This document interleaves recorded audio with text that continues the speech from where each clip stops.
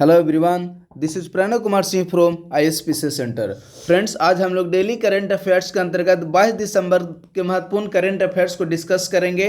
तो इस सेशन के अंतर्गत जो पहला और महत्वपूर्ण करंट अफेयर्स है वह है राष्ट्रीय महत्व के स्मारक। देखिए, हाल ही में केंद्र सरकार ने राष्ट्रीय महत्व के स्मारकों की घोषणा की है। तो इसके अंतर्गत वर्तमान समय में संपूर्ण देश भर में अर्थात संपूर्ण भारतवर्ष में टोटल 3697 ऐसे स्मारक हैं जिन्हें कि राष्ट्रीय महत्व के स्मारक घोषित किए गए हैं। तो आप लोग इसे याद रखिएगा, वर्तमान समय में 3697 ऐसे स्मारक हैं जिन्हें कि केंद्र सरकार द्वारा राष्ट्रीय महत्व के स्मारक घोषित किया गया है।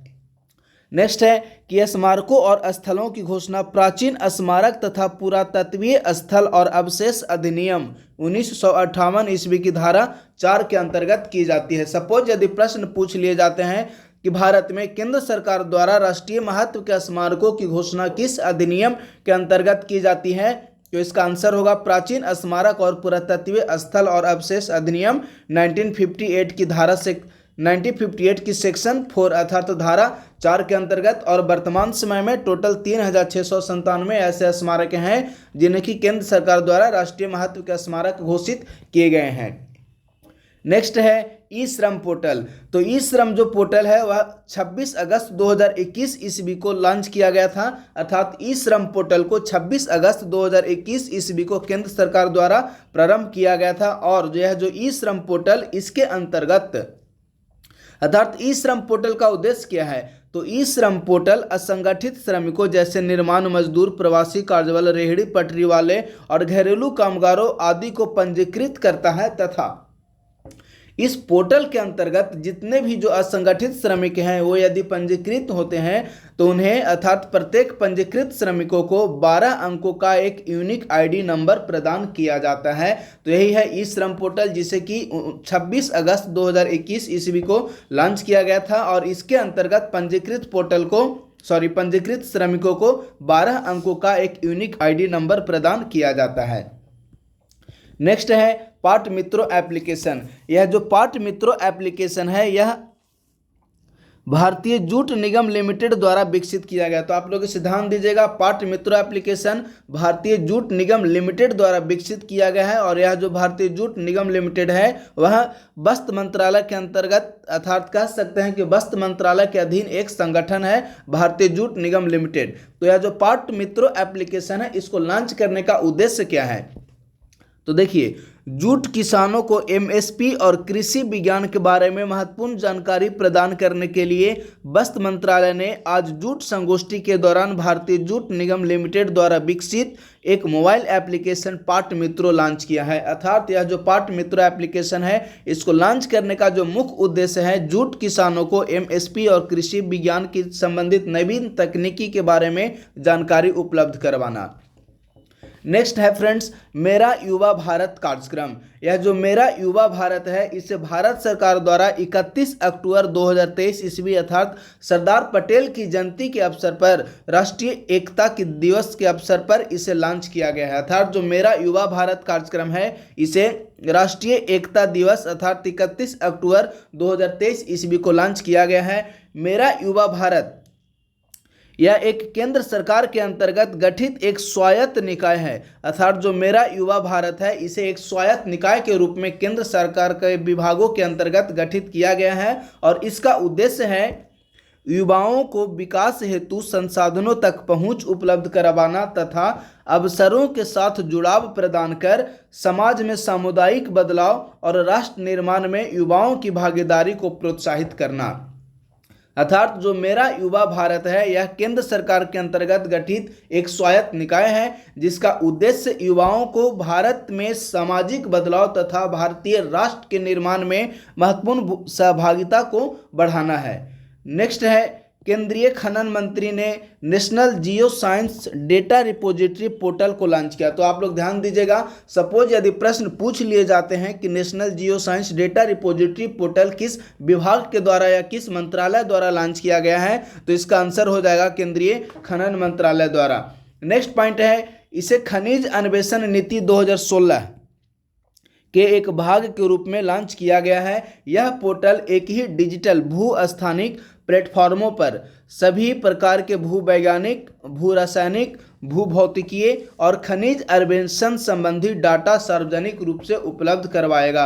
अर्थात यह जो national geo science data repository portal है, इसका जो मुख्य कार्य है वह सभी प्रकार के भूस्थानिक प्लेटफॉर्मों पर भूवैज्ञानिक, भूरासायनिक एवं भूभौतिकीय तथा खनिज अन्वेषण संबंधित सभी प्रकार के डाटा को सार्वजनिक रूप से उपलब्ध करवाएगा। अब हम लोग संक्षिप्त में देख लेते हैं भारतीय भूवैज्ञानिक सर्वेक्षण। तो देखिए, भारतीय भूवैज्ञानिक सर्वेक्षण अर्थात GSI, geological survey of India इसे इंग्लिश में कहते हैं और हिंदी नाम है इसका भारतीय भूवैज्ञानिक सर्वेक्षण। तो भारतीय भूवैज्ञानिक सर्वेक्षण की स्थापना 1851 अर्थात 1851 ईस्वी में की गई थी। यह खनन मंत्रालय अर्थात खान मंत्रालय से संबंधित है और वर्तमान समय में इसके कुछ क्षेत्रीय कार्यालय भी हैं, जैसे लखनऊ, जयपुर, नागपुर, हैदराबाद, शिलांग और कोलकाता में इसके क्षेत्रीय कार्यालय हैं। अर्थात वर्तमान समय में भारतीय भूवैज्ञानिक सर्वेक्षण के 6 क्षेत्रीय कार्यालय हैं। आप लोग 6 स्थानों का नाम याद रखिए, लखनऊ, जयपुर, नागपुर, हैदराबाद, शिलांग और कोलकाता में इसके क्षेत्रीय कार्यालय हैं। अब यदि हम लोग भारतीय भूवैज्ञानिक सर्वेक्षण के कुछ प्रमुख कार्यों को देखें तो देखिए, इसके पहला और महत्वपूर्ण कार्य है खनिज संसाधनों का आकलन करना। अर्थात भारत में किस स्थान पर खनिज कितना उपलब्ध है, इसका आकलन किया जाता है जियोलॉजिकल सर्वे ऑफ इंडिया के द्वारा। इसका दूसरा है भारत की हवाई और समुद्री सर्वेक्षण करना। तीसरा, भारत क्षेत्र से संबंधित भूवैज्ञानिक डेटा का संग्रह करना। अर्थात भारतीय भूवैज्ञानिक सर्वेक्षण इसका जो मुख्य कार्य है भूवैज्ञानिक डेटा संग्रह करना, खनिज संसाधनों का आकलन करना और नेक्स्ट हवाई और समुद्री सर्वेक्षण करना। इसकी स्थापना 1851 ईस्वी में की गई थी। यह खनन मंत्रालय से संबंधित है और वर्तमान समय में इसके 6 क्षेत्रीय कार्यालय हैं। नेक्स्ट पॉइंट है भारतीय कुश्ती महासंघ के नए अध्यक्ष संजय सिंह निर्वाचित किए गए हैं। अब यदि हम लोग भारतीय कुश्ती संघ के बारे में देखें तो देखिए, भारतीय कुश्ती संघ की स्थापना 27 जनवरी 1967 ईस्वी को की गई थी। तो आप लोग इसे याद रखिएगा, भारतीय कुश्ती महासंघ या भारतीय कुश्ती संघ की स्थापना 27 जनवरी 1967 ईस्वी को की गई थी और यह वर्तमान समय में भारत में एक स्वायत्त शासी निकाय है। इसका मुख्यालय नई दिल्ली में अवस्थित है। नेक्स्ट है लोकसभा का शीतकालीन सत्र। देखिए, हाल ही में लोकसभा का शीतकालीन सत्र संपन्न हुआ है। तो यदि लोकसभा का शीतकालीन सत्र से संबंधित कुछ महत्वपूर्ण डाटा या फैक्ट्स को देखें तो आप लोग इसे मुख्य परीक्षा में इसके डाटा को इस्तेमाल किया जा सकता है और यह समान अध्ययन जीएस पेपर 2 का सेक्शन 1 अर्थात जो इंडियन पॉलिटी का सेक्शन है, इसके अंतर्गत लोकसभा का शीतकालीन सत्र या संसदीय उत्पादकता से संबंधित कुछ यदि सपोज प्रश्न पूछ लिए जाते हैं कि वर्तमान समय में संसदीय उत्पादकता में किस प्रकार से गिरावट आ रही है या इस प्रकार से संबंधित यदि कोई प्रश्न पूछे जाते हैं तो आप इसमें इसके डाटा को यूज कर सकते हैं।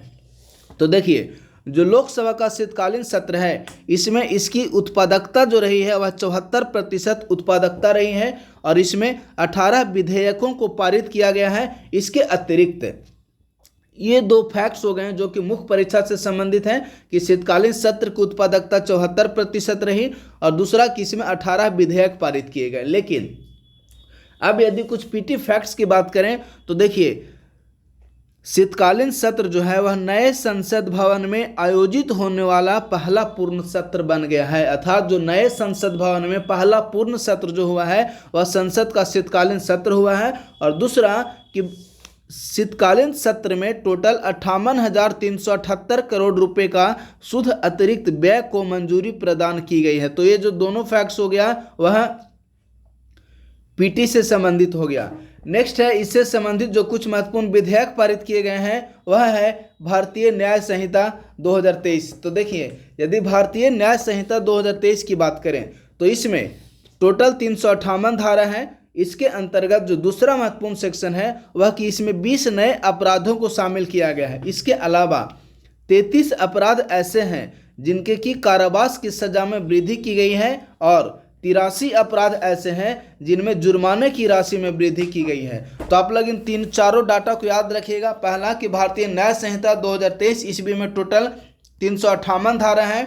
दूसरा कि 20 नए अपराधों को इसमें शामिल किया गया है और तीसरा 33 अपराधों में कारावास की सजा में वृद्धि की गई है। और चौथा है कि 83 ऐसे अपराध हैं जिनमें कि जुर्माने की राशि में वृद्धि की गई है। अब यदि हम लोग भारतीय न्याय संहिता 2023 की बात करें तो यह जो भारतीय न्याय संहिता 2023 है वह आईपीसी 1807 ईस्वी को प्रतिस्थापित करता है, अर्थात जो इंडियन पैनल कोड 1860 ईस्वी में लागू किया गया था उसके स्थान पर वर्ष 2023 ईस्वी में भारत सरकार द्वारा भारतीय न्याय संहिता 2023 ईस्वी को अधिसूचित किया गया है। नेक्स्ट है भारतीय नागरिक सुरक्षा संहिता 2023 ईस्वी। इसे भी इन दोनों को भी संसद के शीतकालीन सत्र में ही पारित किया गया है, तो ये दोनों बहुत ही महत्वपूर्ण है। भारतीय नागरिक सुरक्षा संहिता 2023, देखिए यह जो भारतीय नागरिक सुरक्षा संहिता है अर्थात सीआरपीसी कोड 1898 ईस्वी के स्थान पर भारतीय नागरिक सुरक्षा संहिता 2023 को लागू किया गया है। तो भारतीय नागरिक सुरक्षा संहिता 2023 ईस्वी में टोटल 531 सेक्शन है, जो कि सीआरपीसी में टोटल 484 सेक्शन थे, अर्थात सीआरपीसी की तुलना में इसे और अधिक विस्तारित कर दिया गया है। नेक्स्ट है कि भारतीय नागरिक सुरक्षा संहिता में 9 नए सेक्शन तथा 39 नए सब सेक्शन जोड़े गए हैं। चलिए अब हम लोग नेक्स्ट पॉइंट की बात करते हैं, तो वह है संसद भवन की सुरक्षा। देखिए हाल ही में संसद भवन की सिक्योरिटी ब्रीच देखने को मिला था, तो ऐसी स्थिति में अब संसद भवन की सुरक्षा सीआईएसएफ द्वारा कराए जाने का निर्णय केंद्र सरकार के द्वारा लिया गया है। नेक्स्ट इसके अंतर्गत एक और महत्वपूर्ण फैक्ट्स है कि संसद परिसर की सुरक्षा का समग्र आकलन करने के लिए हाल ही में केंद्र सरकार के द्वारा अनीश दयाल सिंह की अध्यक्षता में एक समिति गठित की गई है। तो आप लोग इन दोनों फैक्ट्स को याद रखिएगा। पहला कि संसद भवन की सुरक्षा अब सीआईएसएफ के द्वारा किया जाएगा। दूसरा कि संसद भवन की सुरक्षा का समग्र मूल्यांकन करने के लिए अनीश दयाल सिंह की अध्यक्षता में एक समिति गठित की गई है। नेक्स्ट यदि सीआईएसएफ के बारे में हम लोग बात करें तो सीआईएसएफ जो है वह केंद्रीय गृह मंत्रालय के अंतर्गत एक पैरा मिलिट्री फोर्स है, जिसकी स्थापना 1968 ईस्वी में केंद्रीय औद्योगिक सुरक्षा बल अधिनियम 1968 के अंतर्गत किया गया था। और इसका जो मुख्य कार्य है वह संपूर्ण भारतवर्ष में स्थित औद्योगिक इकाइयों, सरकारी अवसंरचना परियोजनाओं, सुविधाओं तथा सरकारी प्रतिष्ठानों को सुरक्षा कवच प्रदान करता है। इसीलिए आप लोग देखे होंगे कि जितने भी इंडिया में एयरपोर्ट हैं उन सभी की सुरक्षा की जिम्मेवारी सीआईएसएफ को ही प्रदान की गई है। चलिए नेक्स्ट पॉइंट की ओर हम लोग मूव करते हैं, तो वह है युद्धाभ्यास मिलन। तो जो युद्धाभ्यास मिलन है वह प्रत्येक 2 वर्ष पर अर्थात द्विवार्षिक युद्धाभ्यास है मिलन। इसे प्रत्येक 2 वर्ष पर इंडियन नेवल फोर्स अर्थात भारतीय नौसेना द्वारा प्रत्येक 2 वर्ष पर इसे आयोजित किया जाता है। और वर्ष 2024 ईस्वी में 19 से 27 फरवरी वर्ष 2024 ईस्वी तक इसे विशाखापत्तनम में आयोजित किया जाएगा।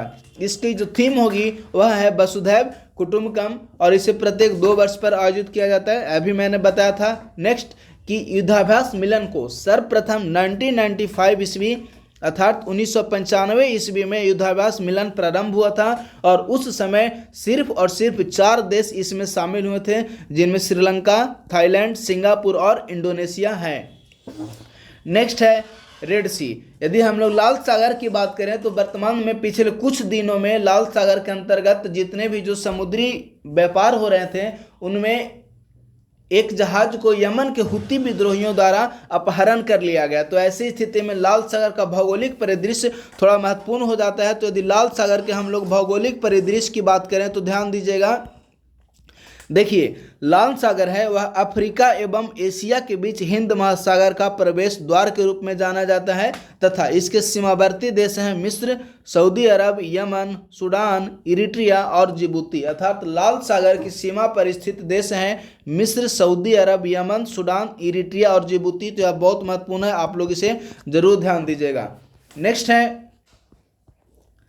इंदौर में जीएसटी अपीलीय अधिकरण खोलने की मंजूरी प्रदान की गई। तो अब हम लोग सर्वप्रथम यह प्रश्न देखते हैं कि इससे किस प्रकार के प्रश्न उत्पन्न हो सकते हैं।